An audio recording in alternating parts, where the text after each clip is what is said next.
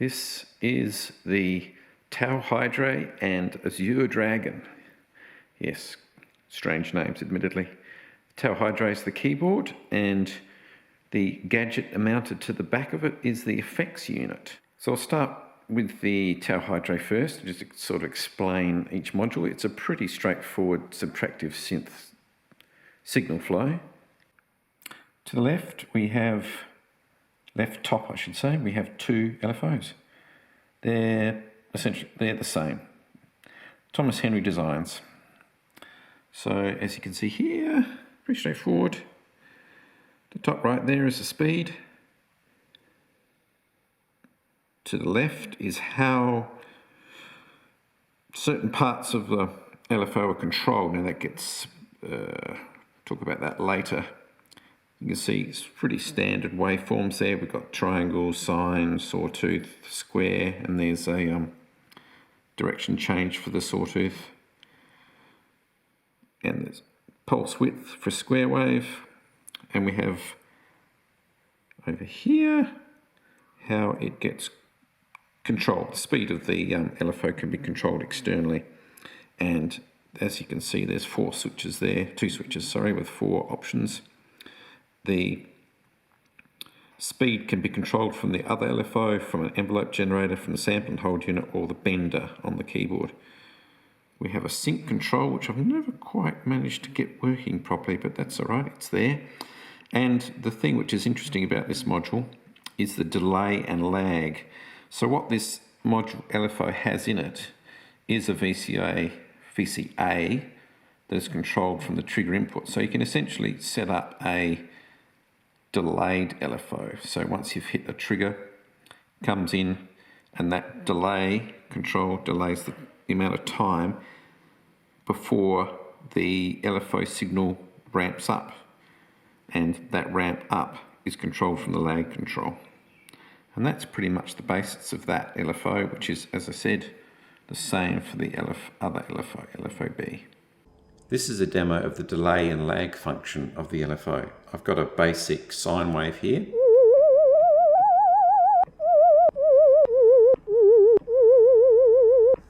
I've obviously got the vibrato on. I'll turn that off so you can hear that clearly.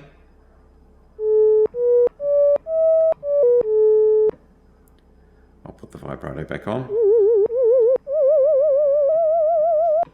So now I'll put the lag on. Turning up the lag. A bit more.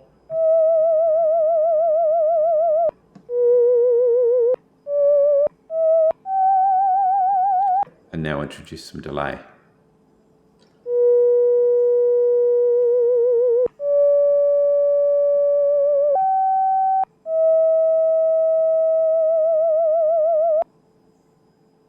Here we have the sample and hold module.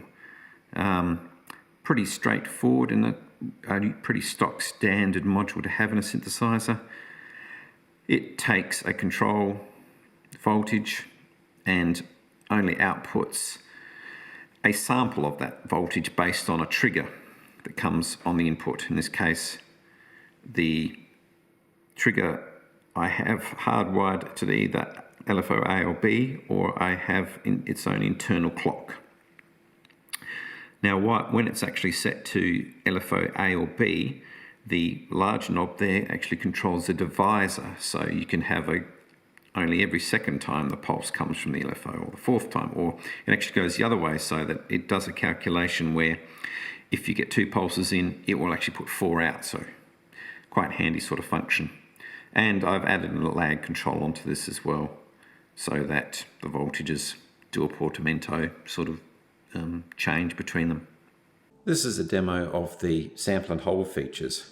I've got that same sine wave again. I will turn up the exponential FM. As you can see here, I have the input level full, and my source is the noise.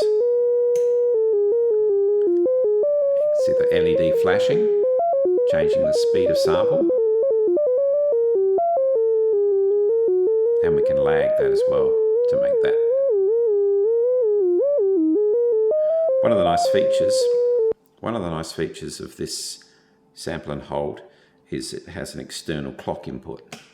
So that's set to external here, and I've set the source from the LFOA. Now LFOA is currently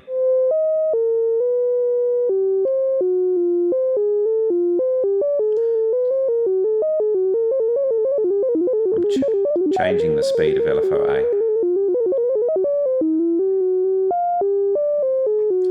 Now how the change of the speed from before, so when this is in internal mode, this changes the sampling rate.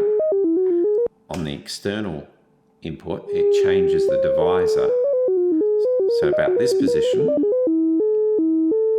it's the same speed as the LFO, but if I slow it down, it's going to half and third and quarters. And if you go the other way, it does multiples. As you can see, the LED has also changed colour from the red to a green. This mostly works when you get into the multiples. It does seem to drop them every now and then. If I turn the LFO right down,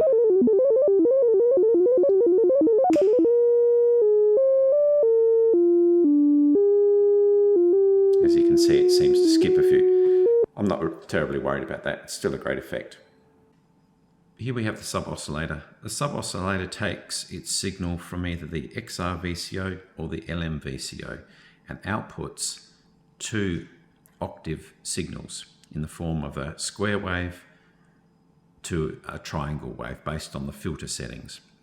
If I play one note here, that's just the sound of the LM VCO with a simple sawtooth wave. I'll turn these controls down here and we'll just listen to bring up the sub-oscillator. So now we have the LM VCO and a -1 octave sub-oscillator with a triangle wave. We can turn the filter around and that gives us more of a square wave. Now I can bring up the second octave.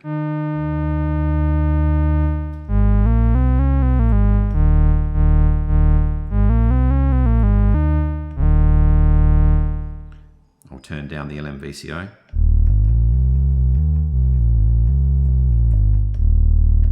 Now I'll upset it so it glitches a bit.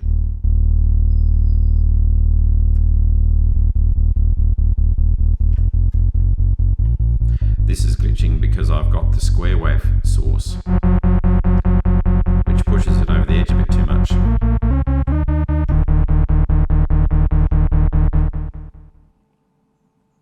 And of course the sub-oscillator can be routed to get its signal from the XR VCO.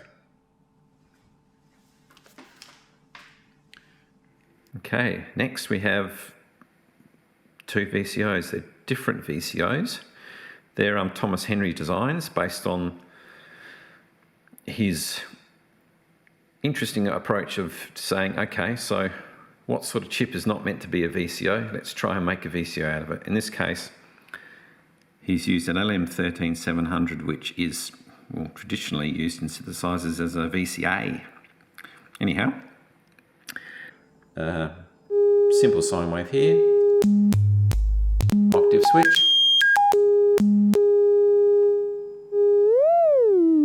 coarse frequency adjust, fine frequency adjust.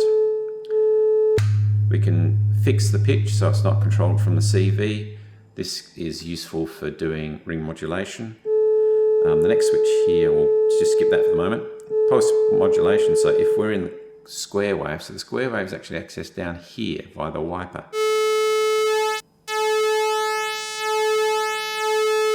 Just go back to the sine wave switch. So we have triangle wave and a sawtooth wave. Next down we have linear modulation. I've got it set to the bender at the moment. If we set it to LFO, I'll just change the LFO to a sine wave.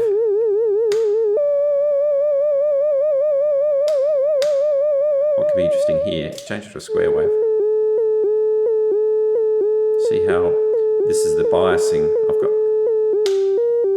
standard square wave modulation.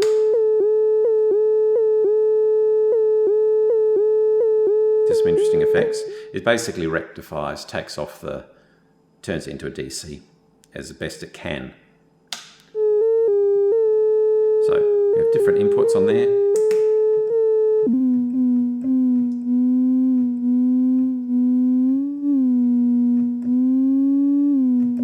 So envelope modulation, sample and hold.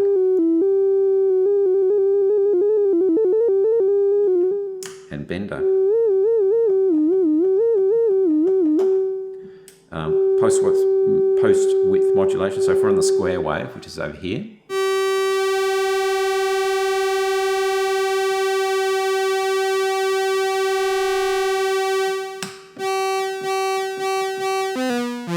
so we can have a source of either LFOB or the envelope A, and a manual, obviously. Exponential input.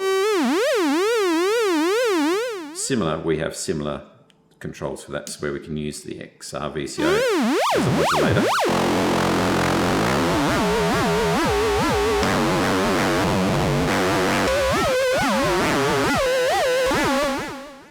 For some interesting effects, that's for sure. Down here, which I find is quite an interesting thing, it's using a wave wiper. So my square wave is actually generated from a wave wiper, which is just a comparator that generates the square wave, but it's good to have it as a mixer. So here I can mix 50% wave of triangle wave and 50% square wave. This also can be modulated.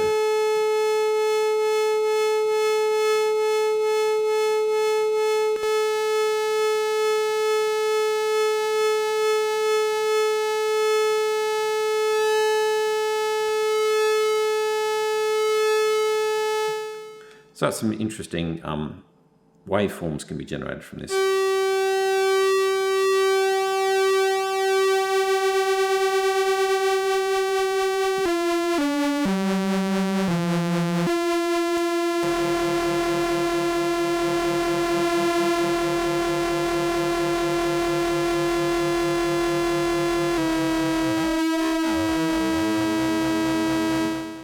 That's it being modulated from the XR VCO. The XR VCO, that's based on a function generator chip, I believe, XR2206.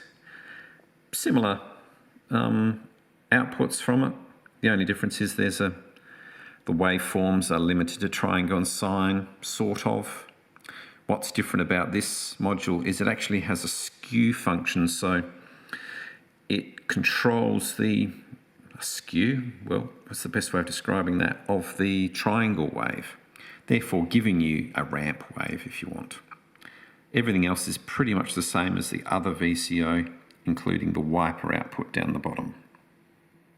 The noise module, as I mentioned earlier, is a digitally based noise, so we can show you what that does. So it sounds like a pretty standard white noise source. As we take it down, you can see what it does. It's quite interesting. And of course that can be modulated.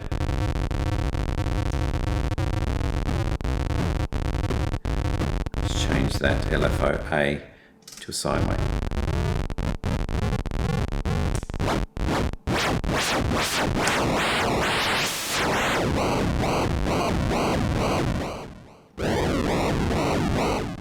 The other thing which is quite interesting for the noise module is that we can use this keyboard tracking.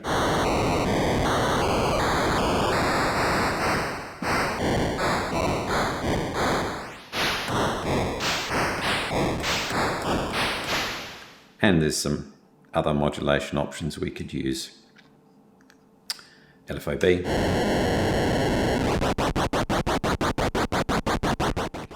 We could use envelope generator.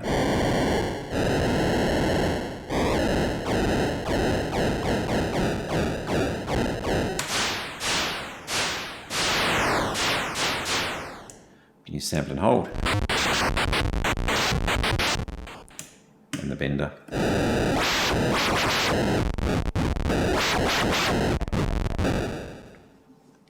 Mixer's a pretty standard thing.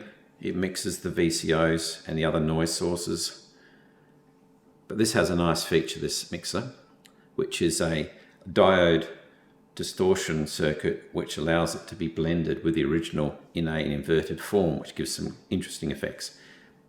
Here's a simple waveform coming in on LM VCO. I'll turn up XR VCO. Now I'll introduce the distorted blend.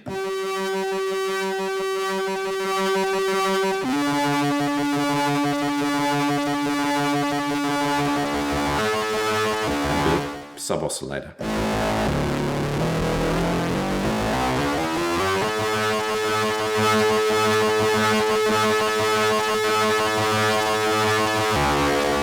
Now let's just really make it crazy and throw some noise.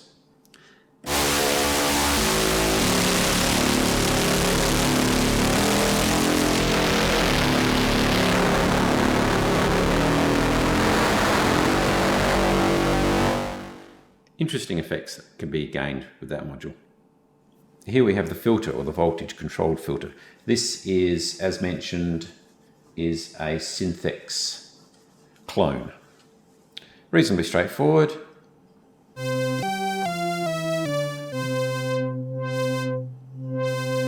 It's a manual control for the filter cutoff. Different sorts of topologies. You got low pass 24, high pass 12, band pass 12, and a low pass 12.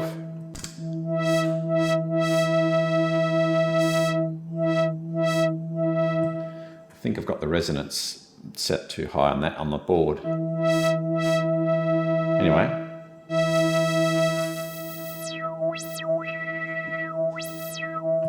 The usual sort of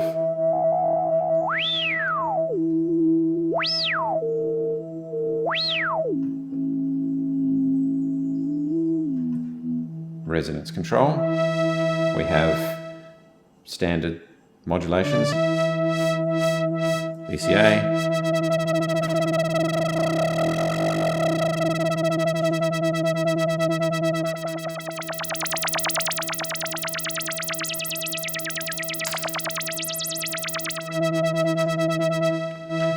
again we have an AC-DC switch which can give you some interesting effects, especially when using a square wave.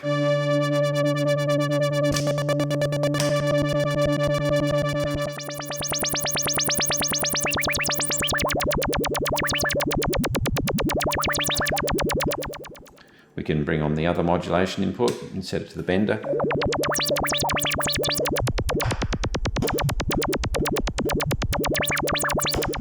And the resonance control can also be controlled from numerous sources.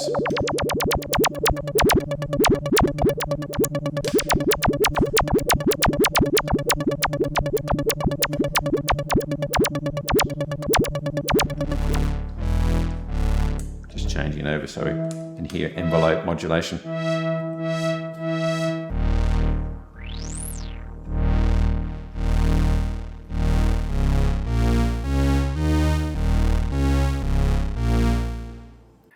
Next in line is the VCA.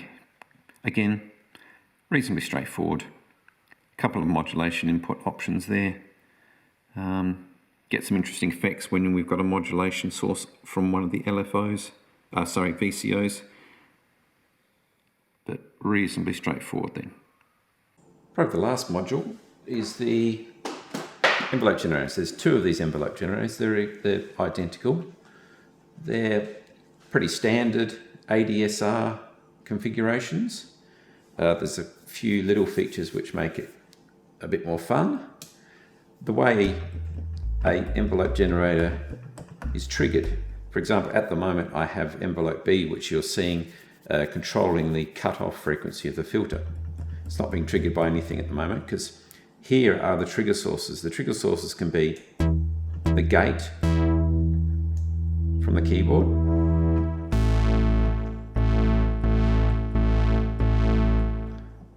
and we can go from LFOA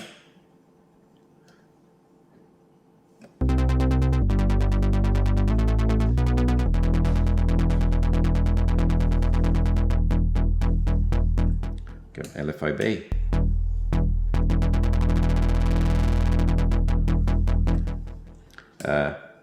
Trigger. Trigger's a bit different than gate.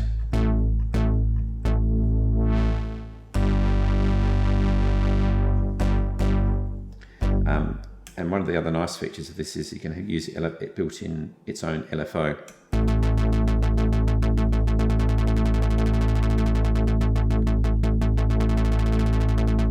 Or another nice feature, which is the loop function. The loop function is quite finicky. As you can see here, it's not working.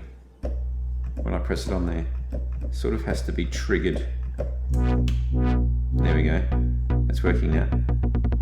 But basically the way this works is that it re-triggers the envelope when it's got to the end of its envelope, if that makes sense, when the voltage has got returned close to 0. So, as you can see, as increasing the decay, it makes the envelope longer, so you can take it quite low.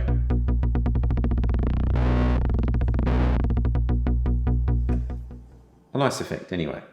The other things that this has, it has an inverting output, which is pretty standard sort of output, and longer times for all the different parts of the envelope. Now the keyboard here is actually a MIDI keyboard. I started out trying to salvage one of my old keyboards, but it had the contact issues. They're old Roland or Edirol controller keyboards, but it turns out what I just ended up doing is I purchased the Roland A300 or something, ripped it to pieces, and I found that I could disconnect all of the external controls and keep the main board, and it would happily just sit there and output MIDI for me. So the MIDI gets sent through to the, there's an Arduino Mega chip as the main CPU in there, which has multiple serial ports, so I can have one for the external MIDI as well as the MIDI coming in from this keyboard. So that was nice, and it's I think they've improved the membranes on those keyboards now, so it's less flaky. To the side here is a control panel. So top left there we've got volume control, and something I decided to do on this, which I find quite useful, is the switch below it actually has a destination which says main and headphone. What that allows you to do is turn off the main output and actually just listen through the headphones. So I found that quite a useful thing to do when you're trying to set up patches when you're playing with the band. One of the functions is the arpeggiator, which is based on the Roland SH101. Pretty simple arrangement. I'll put it in up, down, and hold function and play a few notes. There we go. Pretty straightforward. Here we can change the speed. Currently, we're actually using LFOB for the sequencer.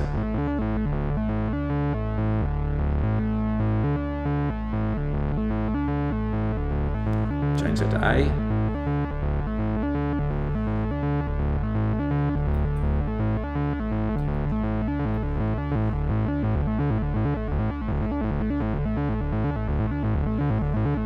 Not exactly the easiest sound to hear, this one. I'll just turn off. There we go. It's a bit easier to hear now. So that's LFOB controlling it, LFOA. There is MIDI, there's no MIDI source at the moment, so you're not going to hear anything. Internal is here.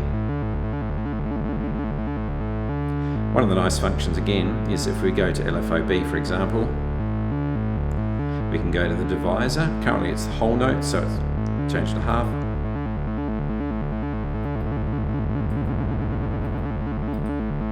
So you can do a divisor there. Quite handy. So here we go again, the transpose function.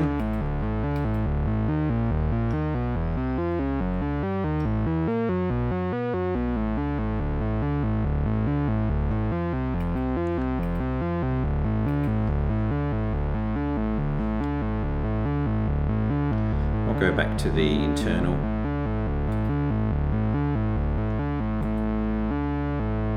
And we can turn up the portamento on this.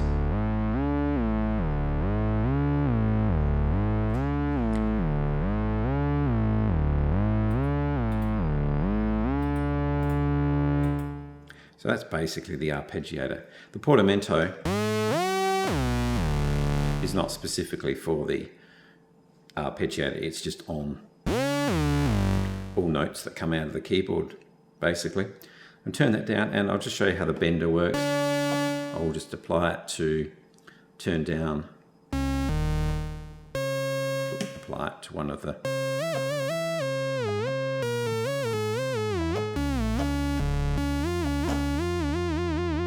and the modulation here. I'll just set that up to work.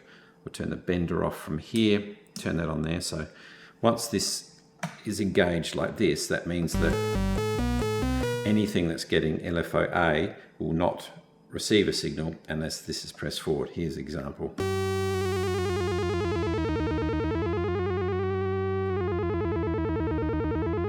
Seemed like the best way of running that function. And the same is just for the LFO-B. And the rear of the box, as you can see here, ignoring the top bit, I'll get to that later. Power input, it's got MIDI, as I said, MIDI out as well, because the keyboard will actually just put its full polyphonic MIDI on the output. That can be quite handy. You've got outputs from the keyboard controller there, and you've got outputs from the LFOs. There's a sustain pedal, and that's 2 audio outputs, and there's your headphone output with its independent volume control.